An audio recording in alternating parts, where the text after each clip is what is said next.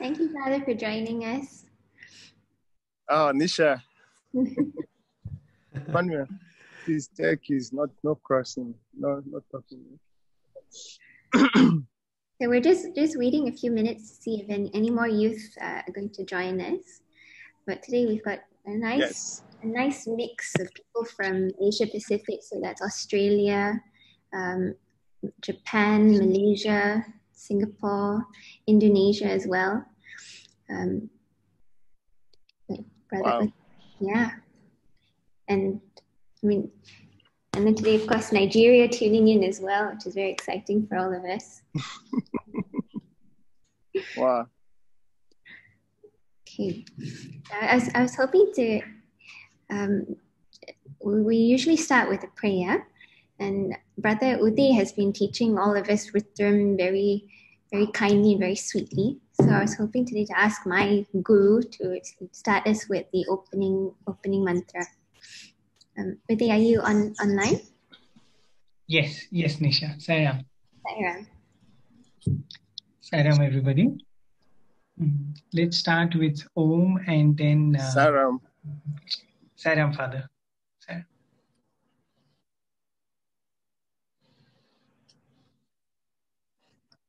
Sairam, then.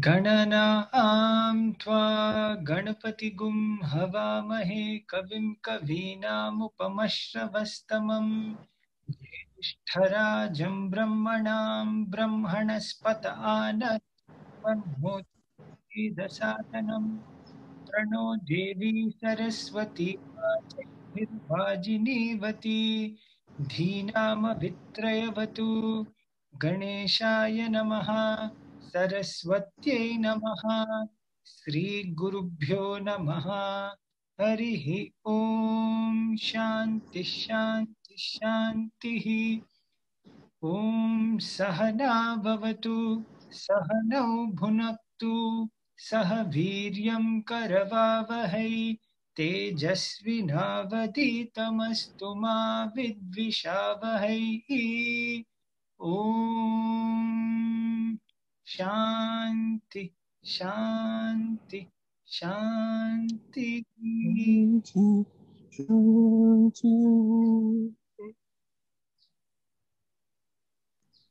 Thank you, brother. So many of us know Father Charles. We've, some of us have had the pleasure of meeting him in Mutanahali. And today I'm going to do just a very brief introduction, and then Father Charles, will take the session, and all of you can ask any questions you'd like, because Father Charles is very excited to share with you, because this is a satsang after all. So Father Charles was born in Nigeria, and he's very interesting because he embraces all religions. When he started out, he was doing a lot of charity work, but with not many resources. And he decided in 2010 that he wanted to start the Spiritan Self-Awareness Initiative, which is a humanitarian organization which he currently is the director of. So at present, Father Charles spends all of his time serving the needy in Nigeria. And he's done that through, he's got many various projects that he's running, which I'm sure he will share about with us today. So thank you, Father, for taking the time to join us. It means a lot to us.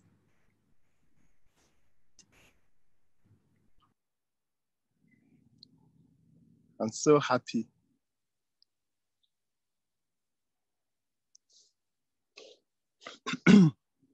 And let us just take a moment to connect to each other in our heart.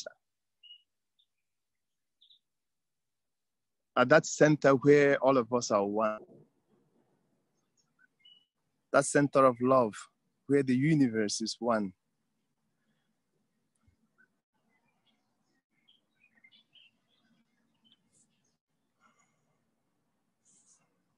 Let us connect to each other, and let us connect to every living being at this moment.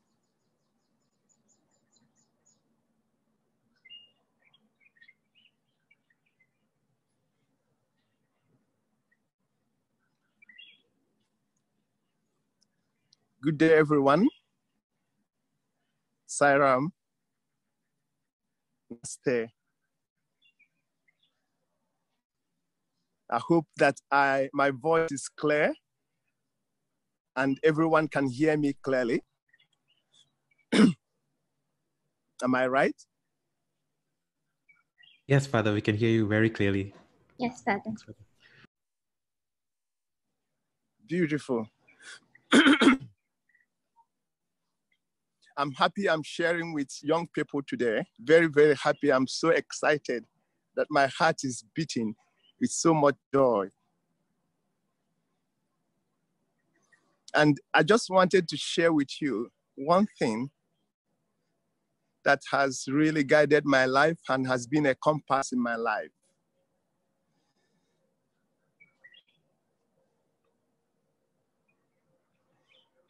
I was also very lucky, like you, that I had an encounter with God when I was 17 years. That turned me around to face the very purpose of life. And that's why I'm so happy that today's satsang is with young people who are 17, 18, 19, 20, 21, even 30. And if you've passed this age physically, then you are also young in the heart to join us.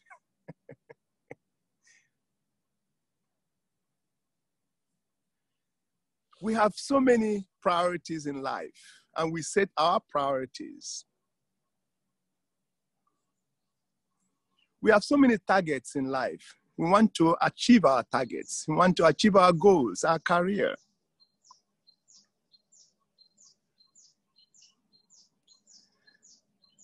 Sometimes we set spirituality as one of the targets. Maybe one of them, maybe the most important.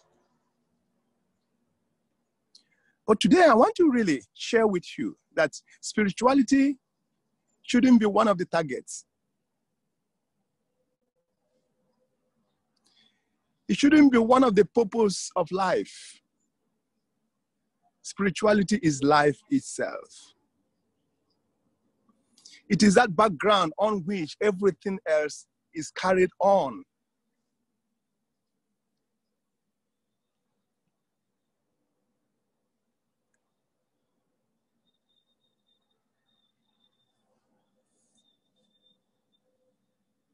That's why I'm happy today to share with you and to inspire you not to choose spirituality as a priority, but to choose spirituality as life. Everything you do is done in this background. Everything. Everything.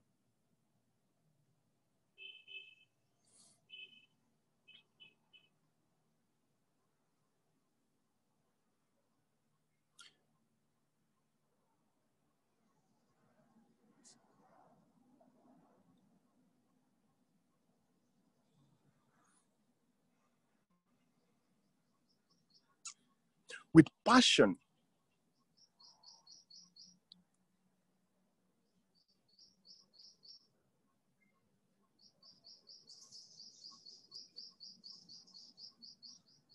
We realize that life is all about love.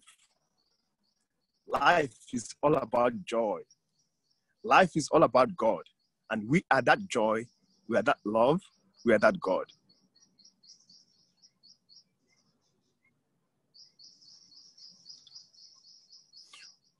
This position is important.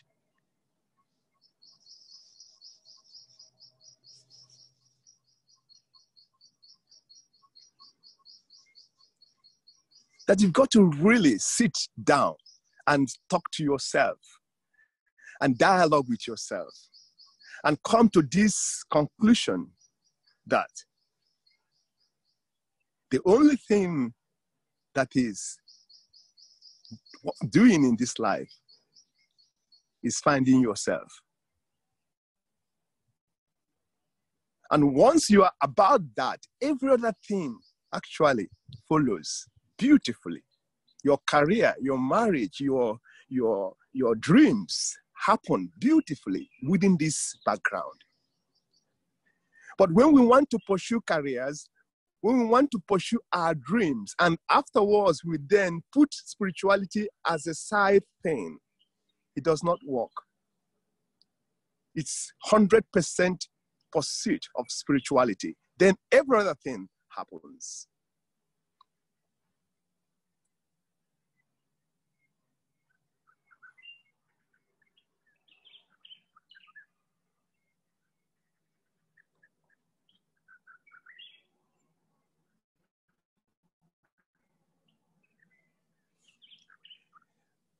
You are so lucky, so blessed that at this young time, the youth, the most beautiful time of life,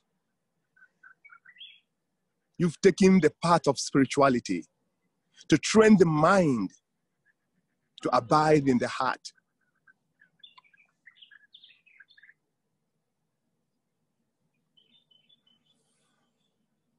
It's so simple, yet we can miss it because of its complete simplicity.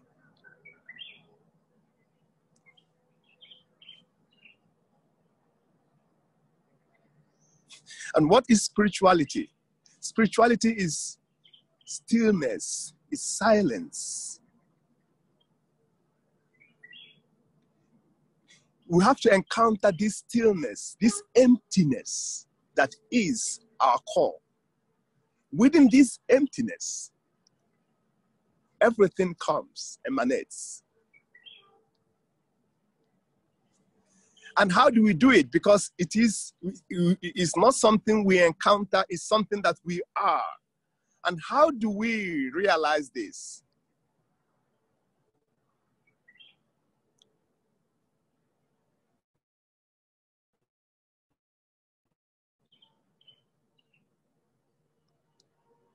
Be ready. It's not like letting go of something physical. It's a mindset. It's a mind disposition whereby you are ready at any moment to let go.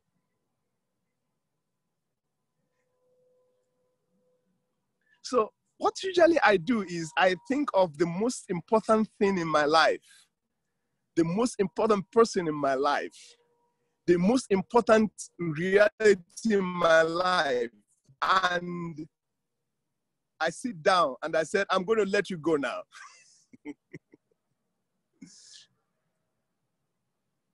One saint said, you have to let God go also. Only then you can realize God. So even if God is the most important thing in your life, you got to sit down too and let go. Only then we can encounter that silence that is indescribable.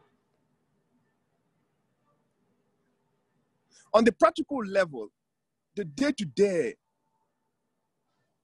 nothing is important, nothing. Yet, it is in this atmosphere whereby nothing is important to you that everything assumes their true significance, their true importance. Because when you're not clinging to anything, you allow that thing to blossom. And when it blossoms, that's where love flows.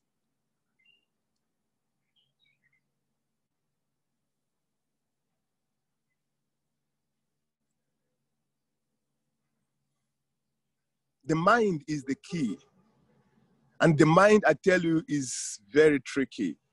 Very, very tricky.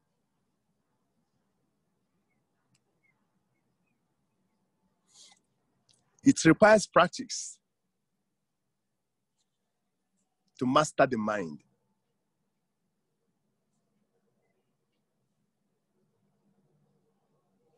And what is the practice?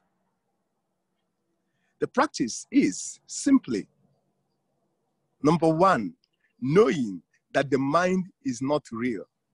It's not there. It's a shadow. That knowledge is very important.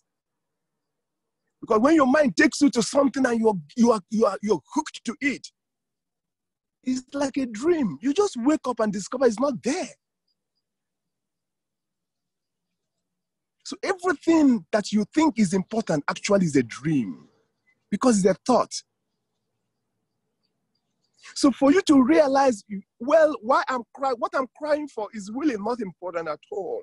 What I'm yearning for is not important at all. Then you're able to let go and come to this disposition of emptiness that we call rest, whereby your true self, the I am, your being, has nothing to cling to it. When there is something clinging to your beingness, that's what we call impurities. And with impurities, you cannot realize yourself. And how do you remove impurities? So simple. Just know that they are not important. It's a knowledge.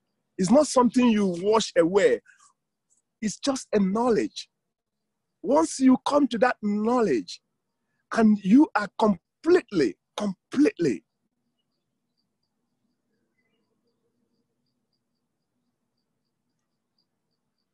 in it, you accept it completely, that it's not important. It drops.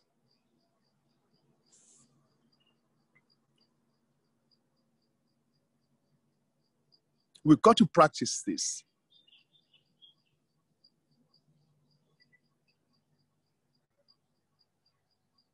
That's why when you come to masters, they will shake you. They will shake everything that you have ever clung to, everything that you have ever made important in your life. They will shake it so hard that you have to drop it. Either you drop it by force or you drop it willingly. Anyone works, but I prefer that we drop it willingly.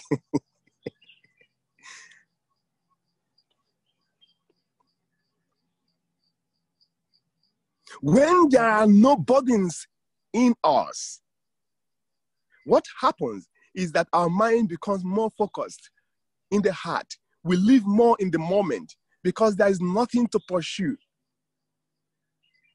But you know, sometimes we are afraid if we don't pursue anything, then how can we realize that? But it's not, it's an illusion. When you don't pursue things, things will come to you naturally because you're everything. It will come. When you want to hold it, that's when it runs away. It's that irony of life. Let it go. It's a mindset.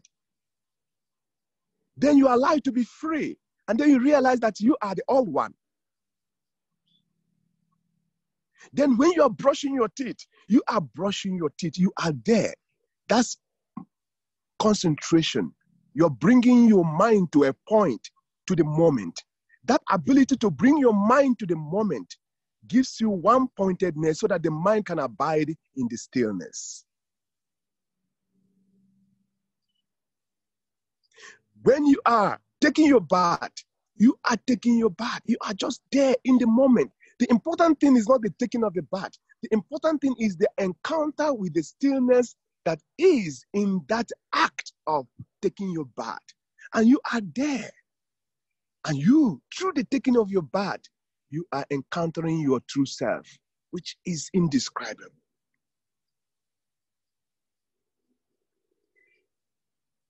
And you are walking on the road.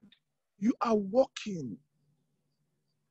You are training your mind. Spirituality is life. It's everyday life. Everything you do must be infused with spirituality. Brushing the teeth, taking your bath, walking on the way, driving. You are there. You bring your mind to the moment.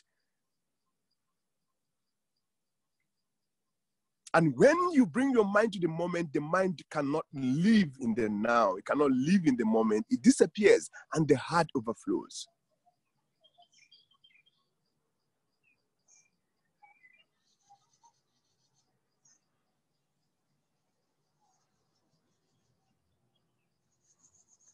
The times we are passing through right now is very auspicious time for us to grow very, very fast. It's daytime, so we can see. We can see clearly everything you do is multiplied on the spiritual.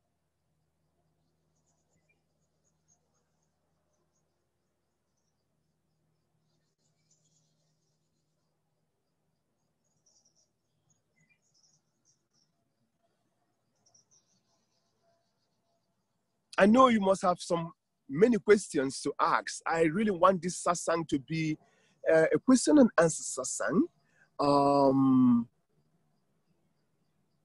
And be open. Just let's share our spiritual growth, our difficulties, our encounters, and like that we can grow more. Father, I do have a question. Yes, Father, this is Uday from Singapore. I do have a question. You did speak about the mind and, how to focus the mind on one Wi-Fi, right? How do we go about How do I do that? Nisha's calling you. Yes. I can hear you. I can hear you. Okay. Now it's on 4G. Where's the video gone? Wait, I finished it.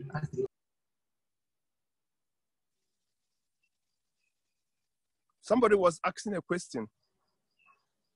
So sorry, Father. I think there was a few mics that were unmuted at the same time. So, Brother Uday, I'm going to mute everybody, and then I'm going to unmute just Brother Uday. Okay? Hang on a second.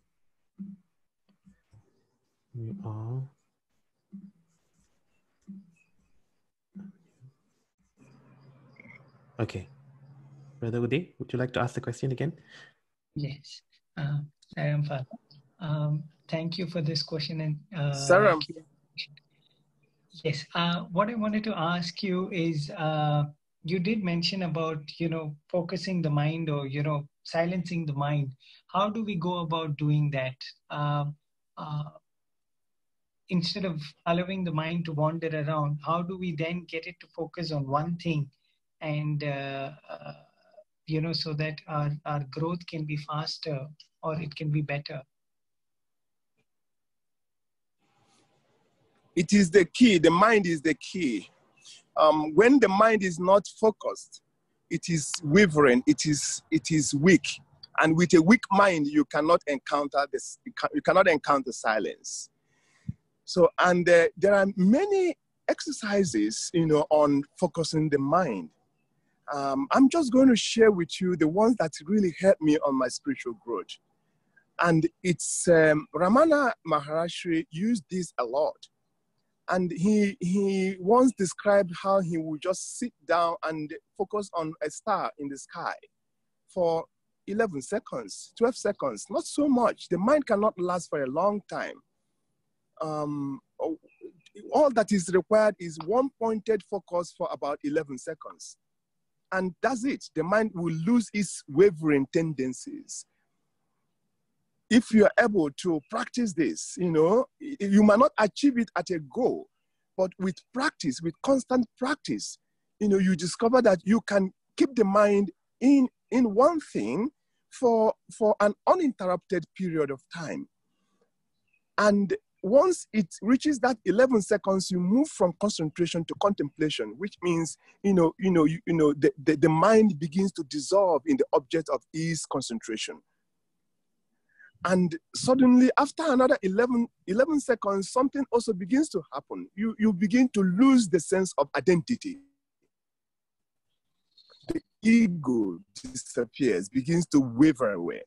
So, but it begins with one. It doesn't matter anything that you choose to focus your attention on.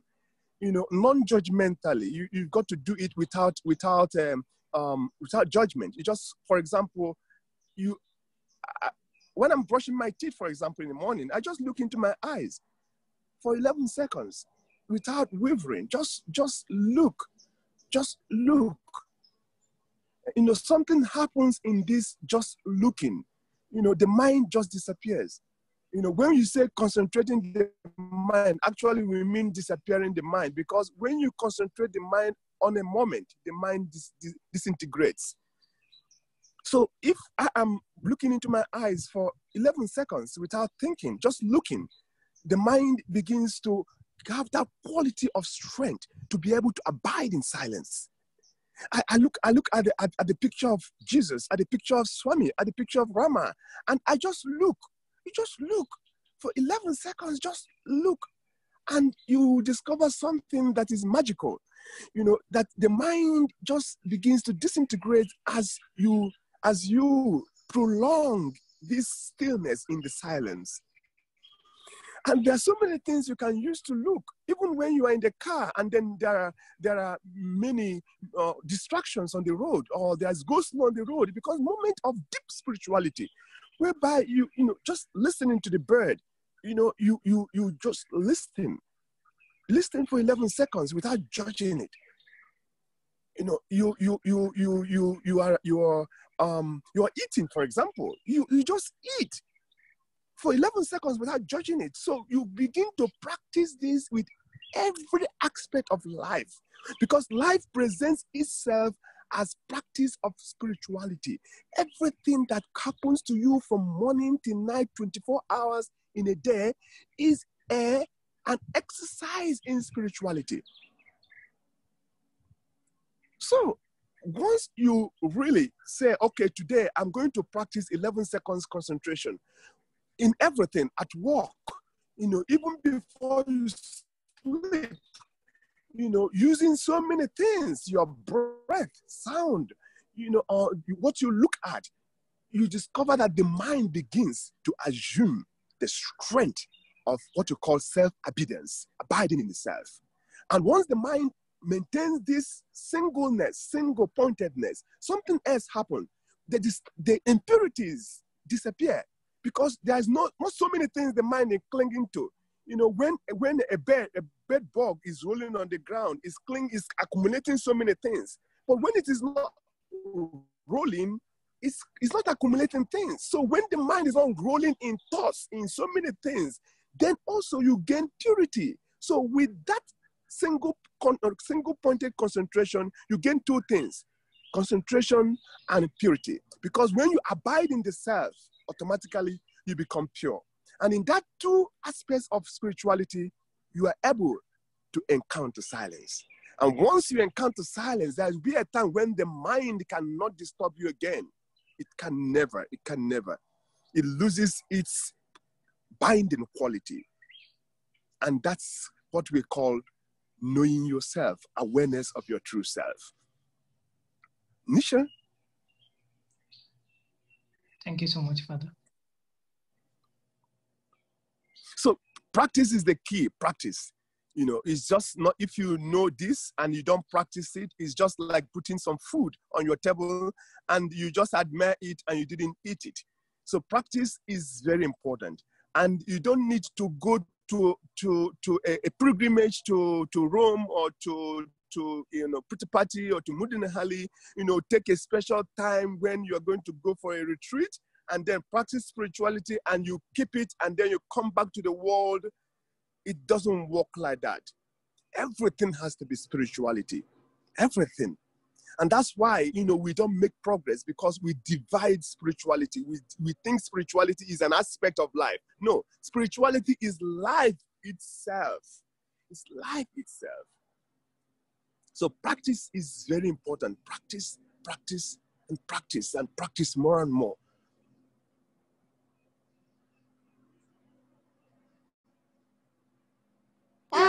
Thank you, Father. If anybody has a question, could you raise your hand on, and then unmute.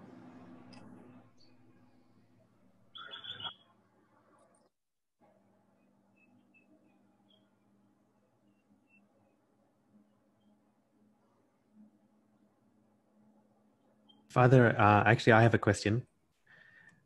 Yes, Sairam, Father. Just now you mentioned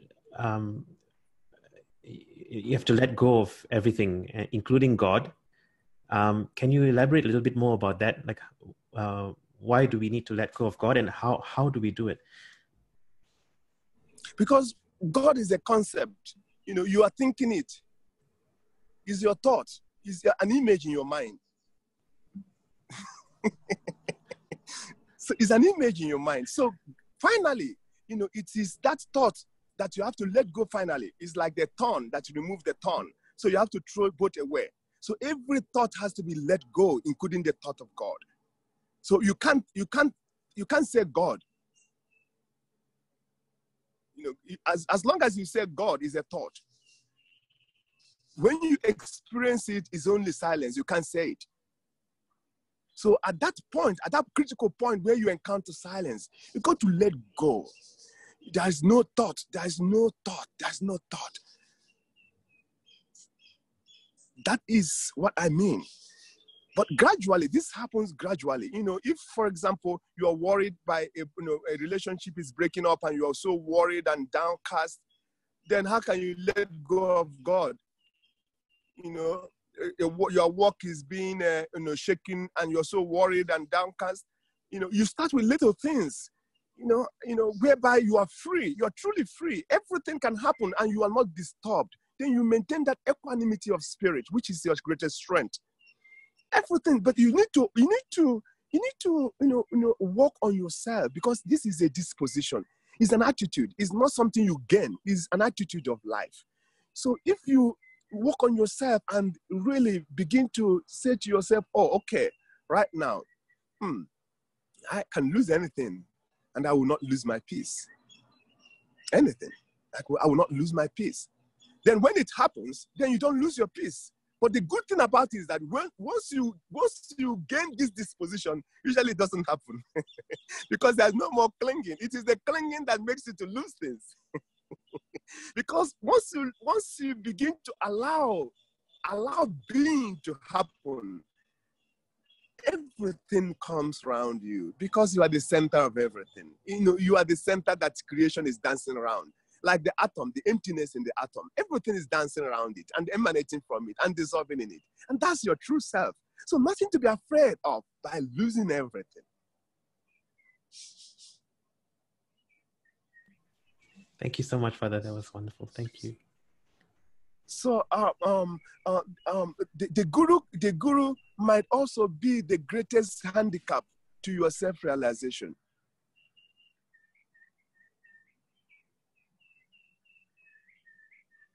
When you make him a god and he's out there, of course, at a stage it is important. But at last, you got to let it go so that the better does not become the enemy of the best. And that's why sometimes the guru throws you away. He just throws you in the dustbin and you are crying, oh my God, what Swami did to me in this life. He throws you away. But that is his greatest grace. When God abandons you, you think God has abandoned you and made you to stand without a stand. And the world is collapsing on you. That is grace. It is so much grace. Because it's getting you to that center of yourself where there is nothingness. Everything comes from nothingness. And when I say nothingness, it is not an idea. It is not a concept. It's just because of lack of words that we just call it nothingness. So let's be ready. No fear.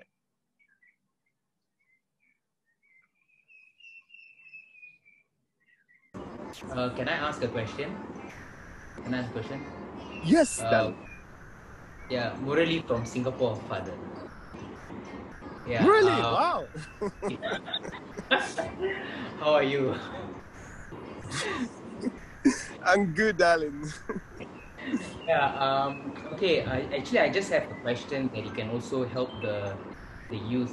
You see, with all this practice and of course the wonderful teachings that you are mentioning, it helps us to keep our mind still, and it brings us to a state of of calmness. And when it reaches that state, we tend to focus. So I thought maybe you could help the youth also linking that with the works that we can do. You see, if let's say we could do some sadhana together with this practice that you are teaching us, it will be good. Like for the last 3 years that I've been working with you for COD, Sealing on Desire. So through this sadhana and sealing on desire, it really goes hand in hand, because as we do the good work, together with that, our mind is also coming to a state of rest. It comes in union with the good work that we are doing. So if COD, sealing on desire, is just one of the examples. But of course, could you just help the youth or guide the youth to see what are some of the good works and how to, you see, COD is also a way we let go of the impurities, which is desires. So, you know, together with the mind, together with the sadhana, how we could do this together, Father? Maybe you can, like how you have shared with me over the past 3 years. Hopefully I'm a good student. So you see, when you come to Mureli, thank you so much. Good question, Mureli. You know, when you come to this center where there is no attachment, where there's no clinging to anything, one thing happens. Such energy of love begins to gush out from your heart that you can't contain it but to give it in service. That's one thing I assure you. Once you begin to encounter this non-clinging to things, there is something beautiful that begins to happen within you, and that can only be expressed in loving service. Service that you know you are not doing something to another person, but you're doing it because you just enjoy doing it. It's joy. It's the joy of life. So we are saying the same thing. The key is non-attachment. It's the mind. Once we're able to train the mind to really not attach anything, it's called sealing. It's another way of sealing of desire. Sealing of desire simply means removing the desire that the mind, takes on itself. And it means like focusing on it, bringing it onto one thought, like one thing, and abiding in that thing in the moment. So once that thing is in the moment, the mind cannot stay in the moment. It begins to disappear. And once you encounter this energy of total disappearance of thought and the root I thought, the energy of love begins to flow naturally and spontaneously. And then that's when you can really, truly serve another person without thinking that that person is another person. That's when you can truly, truly serve and not bind the person you are serving, because there's no ego in you. So this is called selfless service. And it's all one. It's all one. As I said, life is one. Spirituality is one. Everything you do, everything in your bedroom, in your bathroom. My best place is my bathroom. Whatever you are, it's an opportunity to encounter God. It's an opportunity to experience yourself. And when you are out there in the society to serve society, it's the same love manifesting itself as pure love. Mureli, I don't know whether this is clear to you. Of course, Father, you have been clear always. It's a beautiful answer. I really hope the other youths also, they're of course getting inspired by you. So, yeah.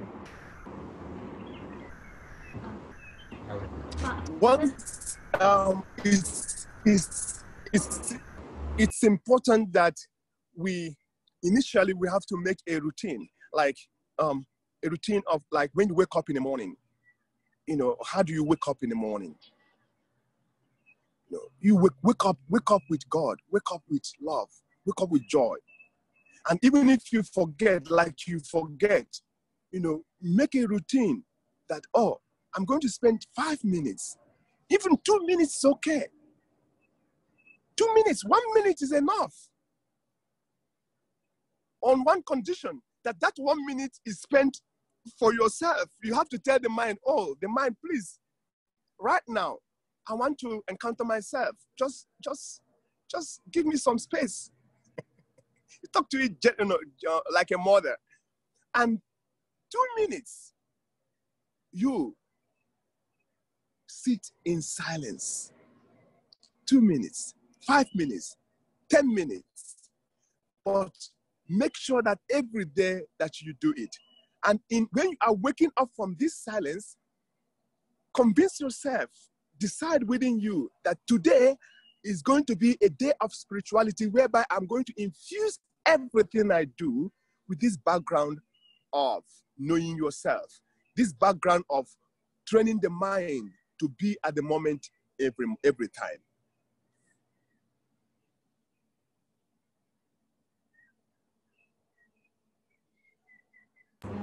Father Vani from Singapore, I have a question. Swami have said that love with duty desirable, and you've been an example of love without duty, which is truly divine. How is it that you are able to give so much of love to the people around you without expecting anything in return? How do we get to that stage, Father? Would you be able to share with us how we can train our mind to become like that, or how can we act with our heart?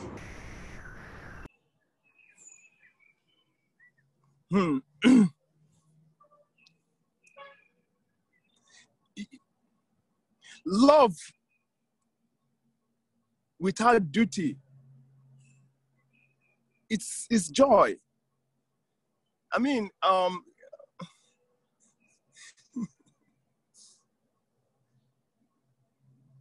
it's gratitude. I'm grateful to the people that give me the opportunity to experience this love without duty. It gives you so much joy that you can't contain it. So it's every moment I'm grateful. I'm grateful to the sun, to the moon, to the birds, to the trees. I'm grateful to my children. I'm grateful to the air I breathe. I'm grateful for life. I'm grateful to the people that I wipe away their tears, that they're crying. You know, they're suffering there. And that suffering brings about so much joy, because when I encounter them, they really want to suffer in order to have that experience of encountering. That's the irony of it all. So it's such an amazing life to live when you just do things, not for any obligation, any compulsion to do it, but it's coming out from your heart, that heart of love. And you do it. And remember, even when you're doing it, there is vulnerability in it. You know, there is this people might misinterpret you. They might say all sorts of things about you, and you don't care anything about that. The most important thing is that you're doing it. And even if you have to die in it, so be it, because it is the essence of life. Be like the bee. It just gets into the honey and dies in it. Lick the honey, even if it is for 1 second, that is eternity. 1 second of experiencing true love, pure love, is more than 1,000 lifetimes. So, and how do we come to this? It's practice again. We come to practice because you are that already. It's not something that you gain in the future. You know, if you are asked, do you want to be happy in 1 year time or now? You definitely would choose to be happy now, because the same happiness is with you now, and the same happiness is with you in 1 year time. So it's not something that you get or something that you realize. It's something that you are. And by practicing yourself every day, you become more of yourself. And what is this practice? The mind is the only key that removes you from this reality. And how do you start? We go back to concentration, practicing mindfulness, mindful concentrating on the moment, on everything that we do without judgment. It's a practice. We have to practice it. If I'm brushing my teeth, I brush my teeth consciously. Even if I forget, I rebrush it again consciously. If I'm wearing my clothes, whatever you're doing, no matter how little that in is, it becomes an opportunity for you to encounter silence, to train the mind. And with constant practice of training the mind, then the mind is able to abide in silence for you to really experience that love in your heart. When you experience love in your heart, you can't contain it because you know that it's the same love in every heart. The natural response to it is service. It's pure service. You can't but stop serving. It's not possible.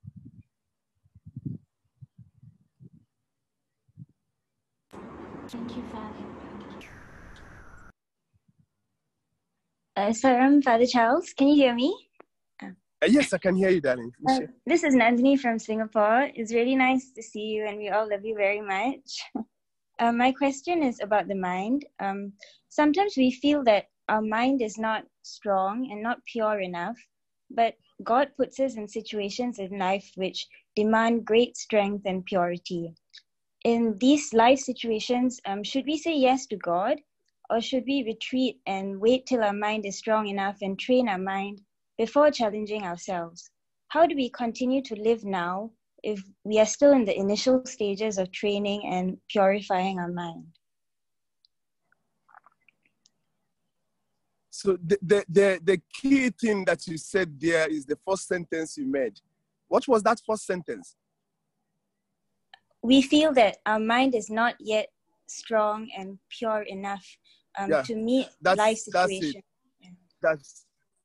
That's it. That feeling is the key thing. That feeling, just watch it. It's not true. It's not true. It's a lie. And once you begin to pursue that feeling, you leave yourself. You leave your true self. You are pure divinity. You are awesome. Oh my God. I'm not saying this. I'm just saying the truth, the reality of who you truly are. And nothing can contaminate you any moment. Once you just realize this and accept it unconditionally, it's so important. Everything will fall in its place. Because the mind comes with so many things. You know, I have to do this in order to be pure. I have to do that in order to be pure. Actually, you don't need to do anything to be pure because you are purity itself. You just have to realize, I am pure soul. I am pure divinity. That's all. And abide in that purity. Then everything will drop like the sun shines and the darkness disappears without leaving an address. So it has been this bondage that has kept us all hooked down. This guilt parade that I'm not worthy enough, that I have to do something in order to be like this. You've got to remove this, Nisha. And you've got to be mindful. You have to be watchful to know when it comes, because, you know, the mind is really tricky. You know, you get it right now. Suddenly, it takes you away, finding and blaming and judgment. Jesus said, do not judge. That includes yourself too. Because when you judge, you condemn yourself. So, I am pure. Oh, such energy. I'm divine. Such energy. That's the truth. Anything is a lie. You're watchful when the mind tricks in to tell you that you have to do something in order to be yourself. Drop it and be yourself. Practicing being yourself every moment. I'm divine. That's what I am. I'm joy, I'm peace, and love. I'm eternal. I'm silence, I'm stillness. I'm indescribable. And suddenly also that I am has to drop. Because when you say I am, that still is a thought. But it's leading you to the root of sound that now disappears, and then you encounter yourself in something that you cannot describe, you cannot say it. So Nisha, you are. There's no difference between you and Swami. None. And as long as you have a difference, a thought of a difference, that's your weakness. There's no difference between you and God. As long as you have this thought, I'm different from someone. You can also now think I'm different from another person. This sense of difference is the mind. And the mind is not true. It divides where there's no division. It separates where there's no separation. Because it's all oneness. It's all purity.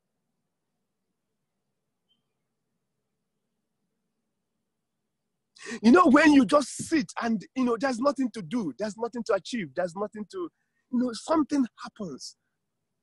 Something beautiful happens. You enter into this emptiness, into this stillness, and wow.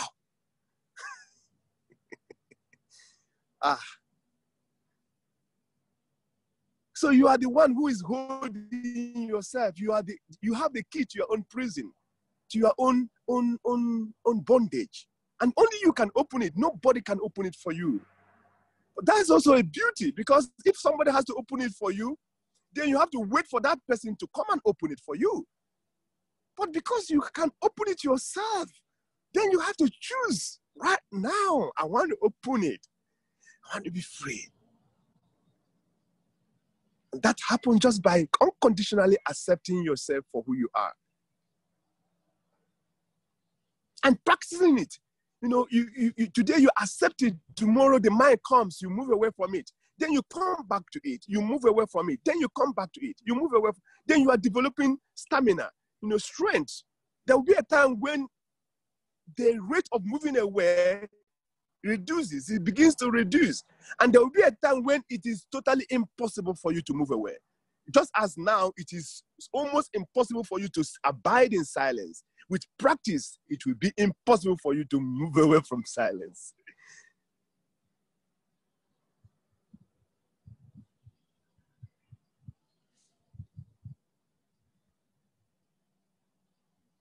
It requires courage to accept this, because of many long traditions of religions, beliefs that has actually separated you from yourself, separated you from humanity, from your fellow men and women. Hello? Can you hear me? Yes, Father, we can hear you. Yes. So this long tradition of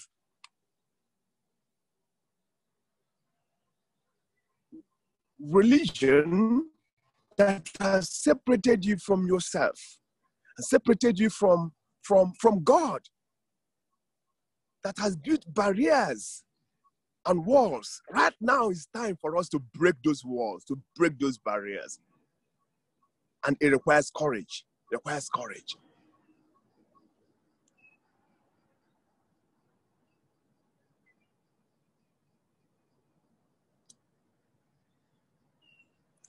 The more you accept yourself for who you are, the more you begin to realize yourself for who you are. The more it becomes more easy for you to accept who you are. The more you realize yourself. So it just begins with self-acceptance.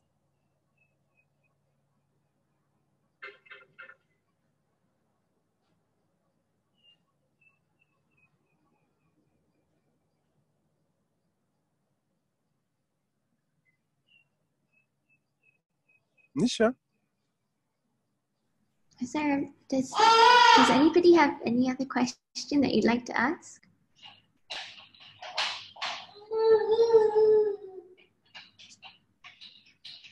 You don't have to feel shy. We're all friends and we're all learning together. Father, while we're waiting for another question, Yes. Would it be possible for you to share a story of one of your beautiful experiences with Swami with us? Yes, of course. Thank you, Father. Which one do I share? The one that comes to you. Now that we are talking about the mind, you know, the very first time I met Swami, he told me, mind not good, body not good.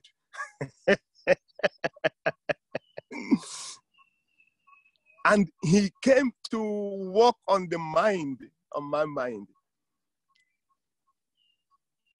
That's what the Guru does, for you to conquer your mind. So what did he do? First of all, he showered me with so much love, more than 1,000 mothers' love. Swami will call me every other day. Oh.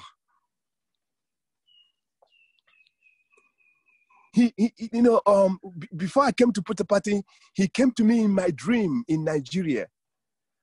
And then he waved his hands like this whirlpool of energy, and that sucked me inside him. And then I just dissolved in him. I just disappeared. That's what I mean. The I-ness, my sense of separation disappeared immediately. And when I came to Puttapati to meet him in person, in the interview room, he waved his hand again, waved it. And you know what? It was a pool of energy. And he said to me, everything is in this hand. That nothingness, everything is in it.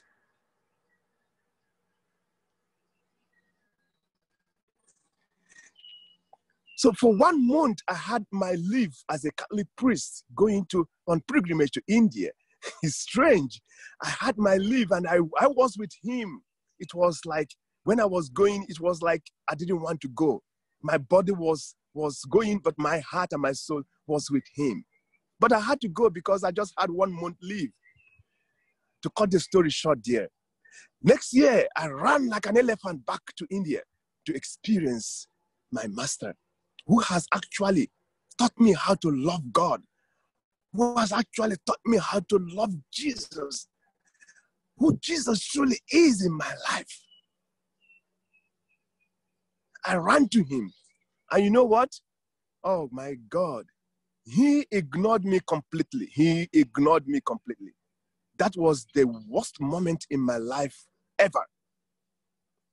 For 1 month, he didn't talk to me. He didn't look at me. I tried everything I could do. And I became very angry with him too. I said, I didn't call myself. You are the one who came to Nigeria to call me. I didn't call me. Is that how you behave? He did not give up. For 6 years, he did not talk to me. He did not look at me.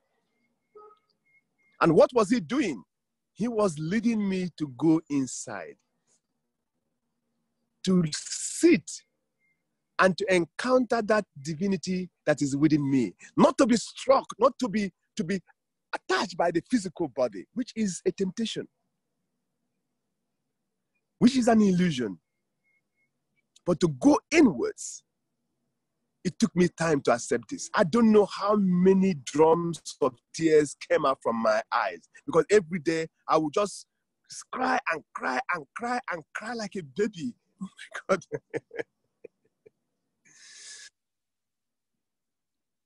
So the greatest thing Swami did to me was to make me stand without a stand, to know that I have to let go of everything. And he really tore me into pieces. He dismantled everything.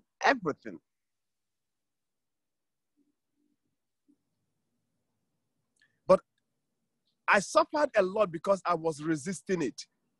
When you offer no resistance, then everything becomes beautiful. And when you accept it, when you accept what I'm telling you now, then you don't need to go through the cries and the turmoils and the pains that I went through. You don't need to spend the sleepless night that Einstein underwent to discover the law of relativity in order to know the law of relativity. You just need to accept it. If you begin to doubt it, then you have to go through what he went through. So, Swami's, my experiences with Swami had so many. There's so many. One day he led me to Zambia, and during this process of not talking to me, I didn't know what to do.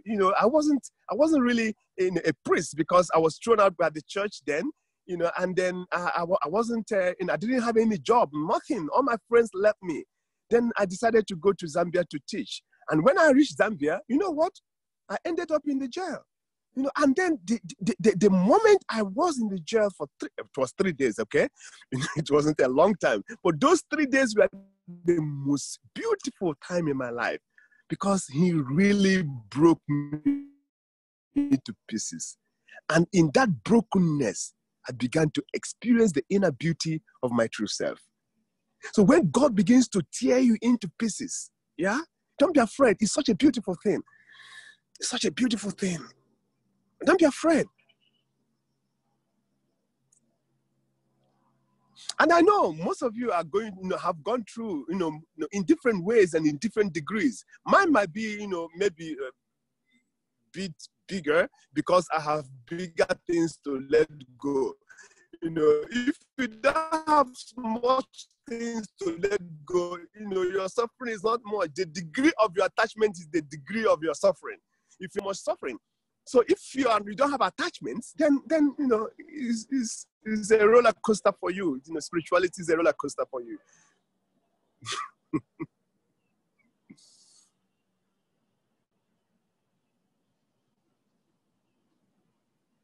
Jesus said it. He said, if you want to be my disciple, you have to be ready to let go of husband, wife, friends, brothers, sisters, and even your own life. That is the part.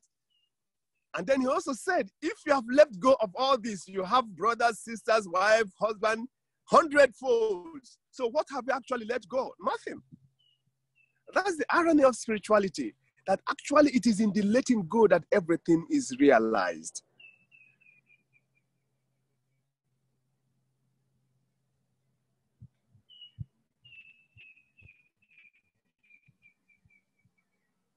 So, dear friends, I just encourage you,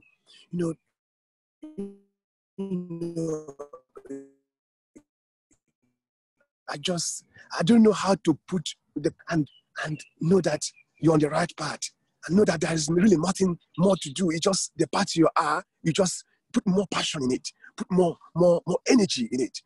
Let it consume your thoughts, your mind, your heart, your experiences, your feelings, everything. And you will make good progress.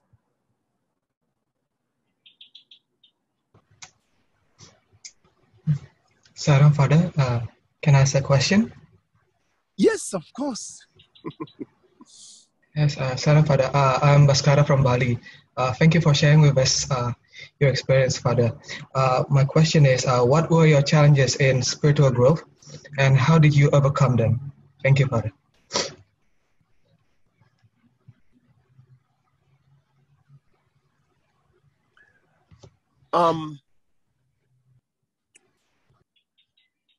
There was the major challenge was when I encountered Swami, and then everyone, in fact, it was as if to say the world abandoned me, except my mother, thanks to her. And Swami abandoned me too. It was the most challenging times in my spiritual growth. When I say abandoned, you know what I mean. He will not talk to me. He will not listen to me. He will not do anything that will bring us together.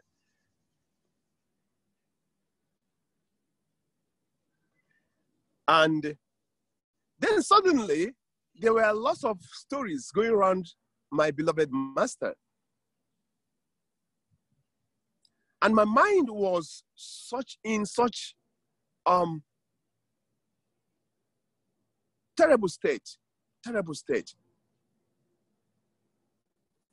And I could remember this day that I solved it once and for all.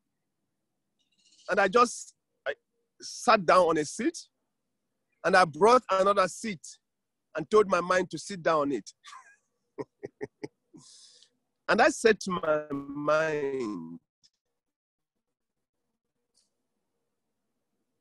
if tomorrow I discover that is not who he say he is, I will still love him unconditionally.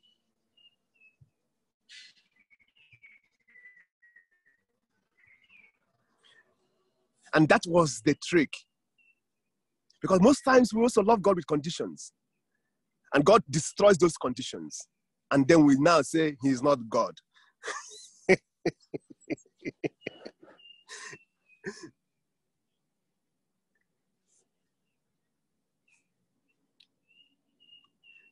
So he gave me that opportunity. That moment was so strong in my life that it gave me the opportunity to experience unconditional love. That no matter what, I will love you.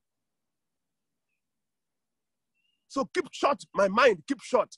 All that you need to conquer is your own mind, not the mind of other people. And I tell you, once you're able to conquer your mind, you will conquer the minds of everyone. Because you'll be unaffected by anything.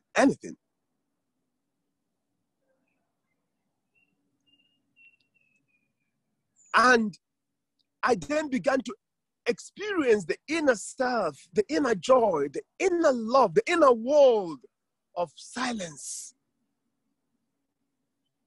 And I then realized how insignificant, how totally insipid the world that we struggle for is.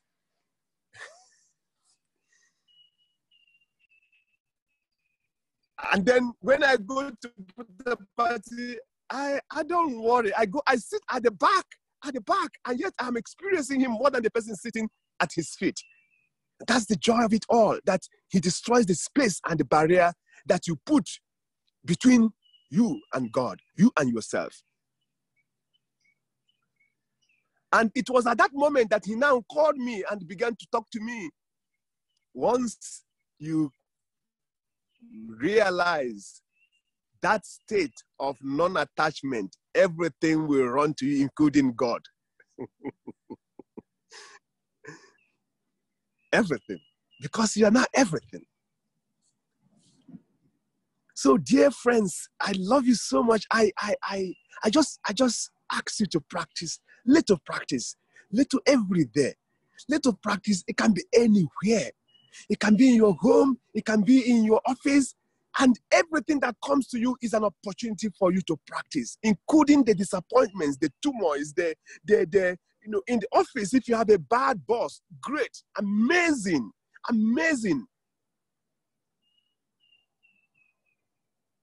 It's an opportunity for you to love unconditionally. To love him. And that's what Jesus said. If you love those who love you, what have you done? The real thing is to love your enemies, those whom you think the mind thinks, the mind connives and thinks they're your enemies. That's when you begin to experience true love that is inside you. And when you test this true love, you can never run away from it again. You want to test it more and more and more. So you now pray, oh Lord, my God, everything becomes love. Every opportunity, everything. What people see and they call challenges becomes an opportunity to express purity of love.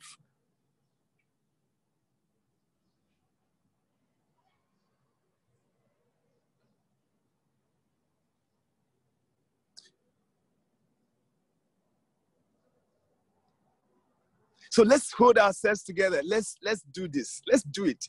Let's do it. The world is waiting on the young. Let's do it.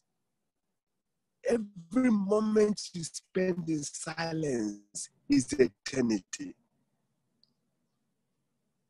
1 second of encounter into silence destroys all. It will dissolve. So don't worry about karma or what you have done.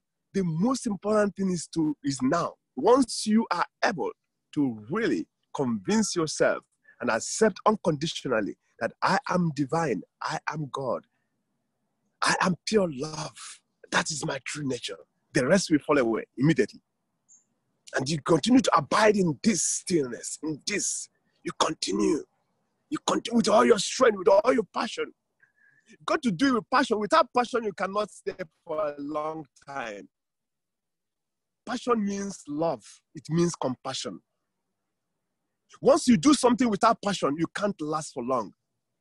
So you need to build interest. You need to build passion. Jesus said, if you're neither cold or hot, I will vomit you from my mouth. So you got to be either cold, you got to be or hot, not lukewarm. You got to be passionate. So whatever you do, do it passionately. Do it passionately. And once you do it passionately and then realize this divinity in it, everything happens.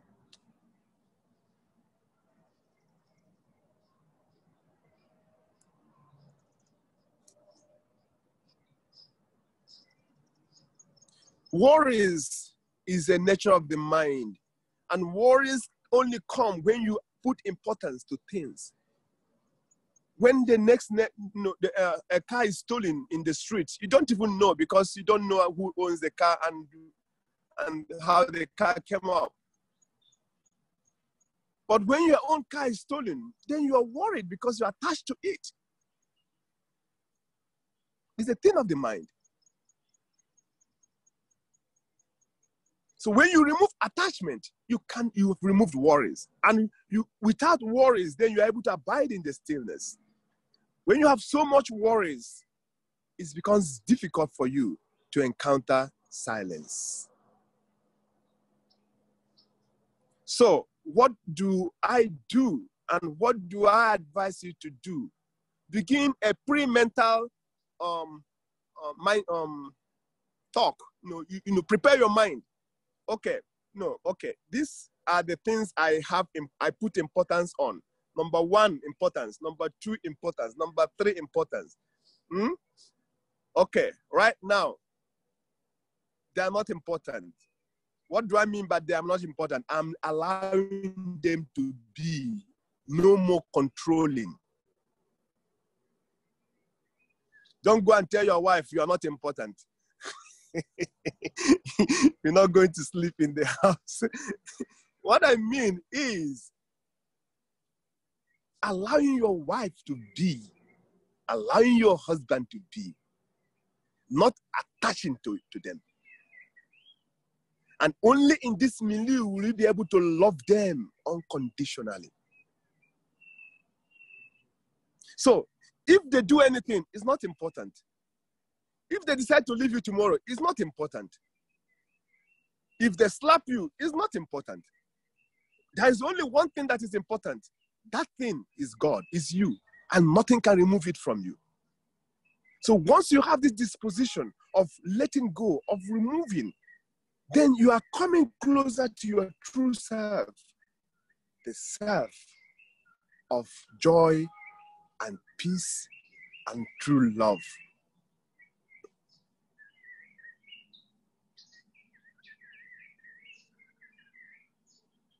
But if you don't do this pre-mental training, it can take you unawares. Suddenly something happens. You lose your job. Then it will take you 1 month to recover yourself. But once you have that non-attachment even to your job, it's lost. The next moment you have another one because it's just the spirit unfolding itself. You're not fighting it. Everything happens so beautifully when you let go. Everything. And even if you don't get another job, you discover that that moment of joblessness is so beautiful that you just want to remain jobless. You can't determine what the spirit can give. You are that spirit. You are everything that there is. So don't be afraid. Have the courage to have this mindset of freedom and allowing others to be free and loving unconditionally.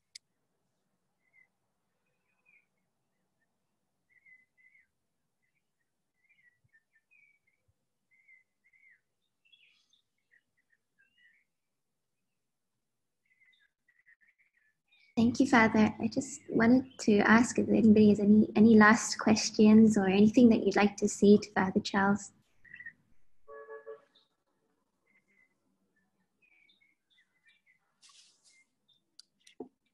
何かご質問ある方いらっしゃいますか?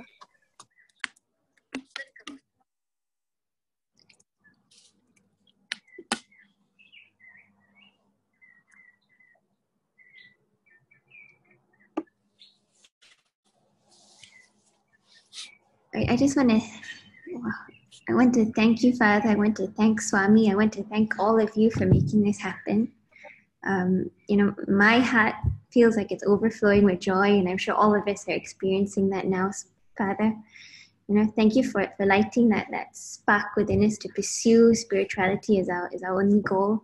Thank you for letting it seem so attainable, for giving us steps to move towards that direction. And we all love you so immensely. And I hope, and I'm sure all the other youth will agree, that we would love to have more of these sessions, in the year, because it's just an amazing experience getting to talk to you, getting to share with you, clearing so many of our doubts, and just thank you, Father Charles. If anyone has any comments or anything that you wanted to say to Father Charles that you couldn't say today, could you just please comment in the Mighty Networks in our group, and we will send it on to Father Charles. Yes. Thank you, Father. Yes, that would be good. If you have any questions or something you want to ask, you can always send it to me. I will respond to it immediately. That's my passion. What I'm doing now is my true calling. And I want to thank all of you for bringing out the time for us to share this moment, this precious moment. And you all live in my heart, and you are not alone. You're not alone. You are not alone. You might think you're alone, but there are so many masters, so many beings that are supporting you and are guiding you. Even when you think you've hit your feet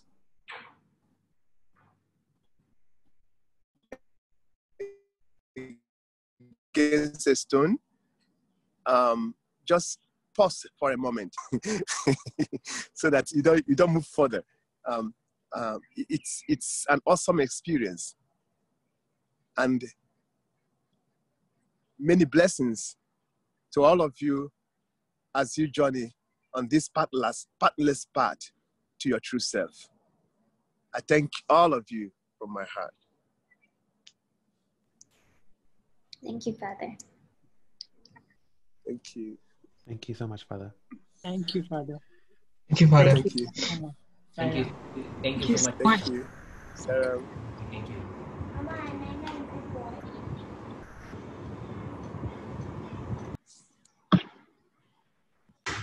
Thank you. Thank you. Bye, everybody. Sairam. Sairam, everyone. Good night. See you next week. See you next week. Thank you. Thank you so much, Father. Thank you. Bye. Bye.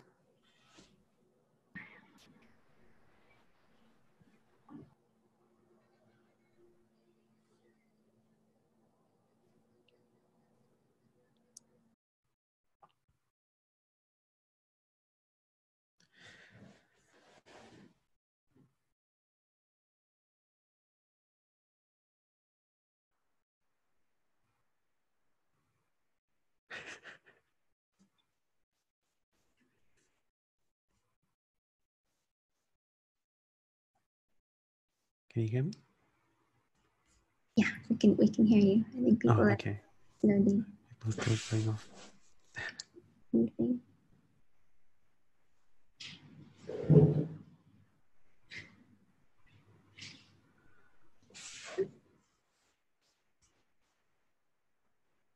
stop the recording.